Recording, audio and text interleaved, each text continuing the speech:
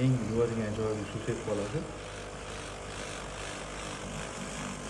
Kamroq seping. Changni topiladi. Suv sepib olasiz. Endi tomchini o'chirasiz. Kirsovun bo'lsa kirsovun bilan surib olasiz yokida o'sha vanish aytganimdek suvga vanish solib ishlatasiz. Bu yerda shotkasi bor. 45 gradus qilib chiqasiz yaxshilab. Hozir ishlasam bosma shunaqa qilasiz-a?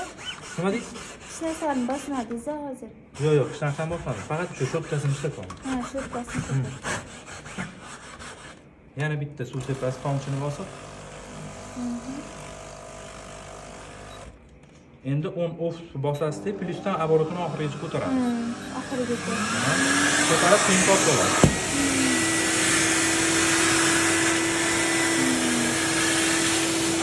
Quritishi 70-80% gacha quritadi, 5-10% namligi bo'ladi. Mashinaga kira olamiz, namligi bo'ladi. Da, quritish holatda bo'ladi. Maksimalni 2-3 soatda quriydi.